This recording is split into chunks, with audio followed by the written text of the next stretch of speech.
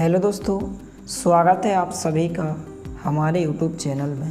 दोस्तों, आज के इस वीडियो में हम त्रैमासिक परीक्षा पेपर 2024-25 कक्षा 11वीं विषय राजनीति शास्त्र का त्रैमासिक परीक्षा का पेपर देखने वाले हैं, जो कि कल आपका 21 तारीख को होने वाला है। तो पूर्णांक 80 अंक का आपका पेपर आएगा। तो फटाफट इन प्रश्नों को आप अच्छे से तैयार करते जाइए। पहला प्रश्न है, सही विकल्प चुनकर लिखिए। पहला है, दल बदल विरोधी कानून किस संविधान संशोधन से संबंधित है? तो यह जो संबंधित होता है 52वें संशोधन से संबंधित होता है। 52 नंबर का विकल्प इसका उत्तर होगा। दूसरा है, राष्ट्रीय मतदान दिवस मनाया जाता है, तो यह 25 जनवरी को मनाया जाता है। नंबर का विकल्प होगा। तीसरा है, स्वराज्य का अर्थ होता है, तो इसका आंसर हो जाएगा सा नंबर को ऑप्शन, स्व का शासन अर्थात स्वयं का शासन। चौथा दिया गया भारत का संविधान है, तो इसका जो राइट आंसर होगा सा नंबर को ऑप्शन, लिखित व निर्मित होगा। इसके बाद पांचवा विकल्प है, भारतीय संविधान में स्वतंत्रता व समानता का सिद्धांत कहाँ से लिया गया है? तो इसका जो राइट आंसर होगा सा नंबर को ऑप्शन होगा, फ्रांस इसका करेक्ट आंसर होगा। छठवां है, भारतीय संविधान की अनुसूचियाँ हैं, तो भारतीय संविधान की जो अनुसूचियाँ होती हैं 12 अनुसूचियाँ होती हैं। दा नंबर का विकल्प इसका उत्तर होगा। प्रश्न क्रमांक 2 दिया गया है, रिक्त स्थानों की पूर्ति कीजिए, जो कि 6 अंक में पूछे गए हैं। पहला है, भारत में चुनाव आयोग का मुख्यालय कहाँ स्थित है? तो यह जो है नई दिल्ली में है। पहले खालिस्तान में आपको उत्तर में क्या लिखना है? नई दिल्ली लिखना है। इसके बाद दूसरा प्रश्न है, आयु संशोधन 21 से 18 वर्ष खालिस्तान संशोधन में हुआ, तो 61वें संशोधन में हुआ। दूसरे खालिस्तान में आपको उत्तर में 61वें लिखना है। तीसरा है, भारत का संविधान खालिस्तान देश से लिया गया है, तो भारत का संविधान जो है दक्षिण अफ्रीका से लिया गया है। कहाँ से लिया गया है? दक्षिण अफ्रीका से। तो इसका उत्तर क्या हो जाएगा? दक्षिण अफ्रीका हो जाएगा। इसके बाद चौथा है, पॉलिटिक्स के रचयिता हैं, तो पॉलिटिक्स के रचयिता कौन है? अरस्तु हैं। चौथे खालिस्तान में आपको उत्तर में क्या लिखना है? अरस्तु लिखना है। पांचवा है, राष्ट्रपति जो है राज्यसभा में खालिस्तान सदस्य मनोनीत करता है, तो 12 सदस्य मनोनीत करता है। इसके बाद छठवां दिया गया, भारतीय संविधान में भारत को राज्यों का कहा गया है, तो राज्यों का क्या कहा जाता है? संघ कहा जाता है। इसके बाद प्रश्न क्रमांक 3 में सत्य जो कि 6 अंक में पूछे गए हैं। पहला है, सुकरात राजनीतिक थे, तो यह कथन आपका क्या हो जाएगा? असत्य हो जाएगा। इसके बाद दूसरा प्रश्न है, मानव अधिकार दिवस 10 दिसंबर को मनाया जाता है, तो यह आपका बिल्कुल सत्य हो जाएगा। इसके बाद तीसरा प्रश्न दिया गया है, मानव अधिकार दिवस तीसरा आपका सत्य होगा। चौथा है, जस्टिस शब्द लैटिन भाषा का है, तो यह भी आपका बिल्कुल सत्य हो जाएगा। पांचवा दिया गया है, ऑंग सान सू की श्रीलंका की है, तो यह कथन भी आपका सत्य हो जाएगा।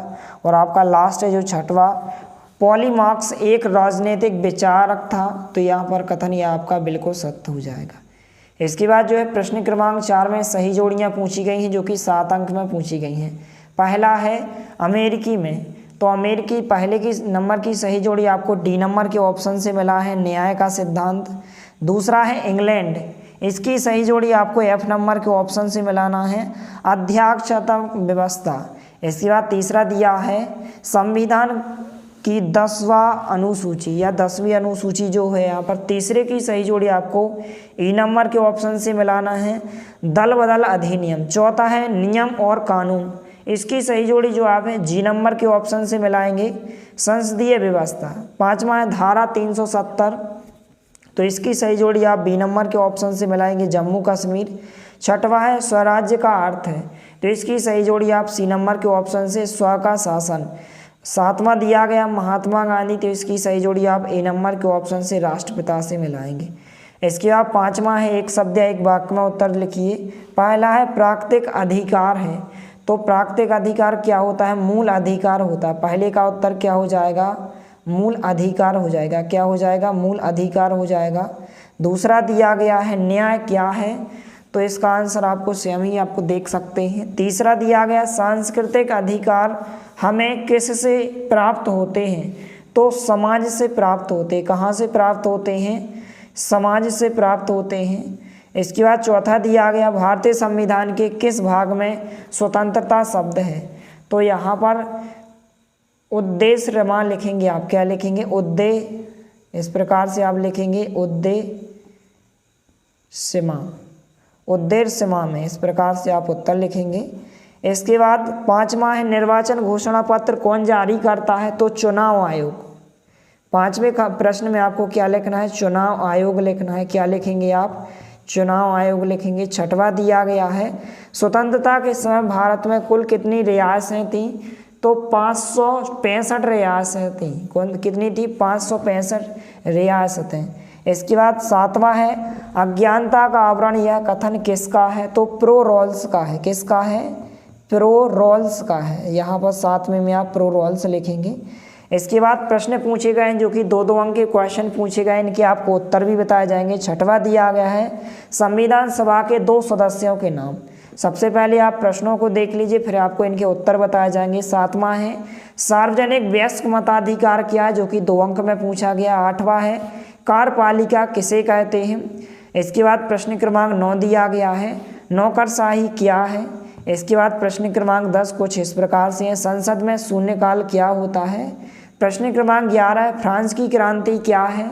इसके बाद प्रश्न क्रमांक 12 समानता के 3 आयाम कौन कौन से हैं। तो सभी प्रश्नों को आपको अच्छे से तैयार करना हो, चैनल पर नए हैं तो प्लीज़ चैनल को सब्सक्राइब जरूर करें, क्योंकि इसी तरह आपके अर्धवार्षिक पेपर और आपके वार्षिक पेपर के लिए 100% आपको पेपर प्रोवाइड किया जाएगा। इसके बाद 13वां है आर्थिक न्याय एवं सामाजिक न्याय से क्या आशय है। प्रश्न क्रमांक 14 है अधिकारों का आदर्शवादी सिद्धांत क्या है। 15वां है नियोजित प्रतिबंध क्या है, लिखिए। इसके बाद प्रश्न क्रमांक 16 है लोकतंत्र में सामाजिक न्याय जरूरी है, 3 उदाहरण देकर लिखिए। प्रश्न क्रमांक 17 है न्यायिक पुनरावलोकन क्या है, समझा कर लिखिए। प्रश्न क्रमांक 18 दिया गया। इसके बाद भारतीय संविधान एक उधार का थैला, पक्ष एवं विपक्ष में अपने तर्क दीजिए।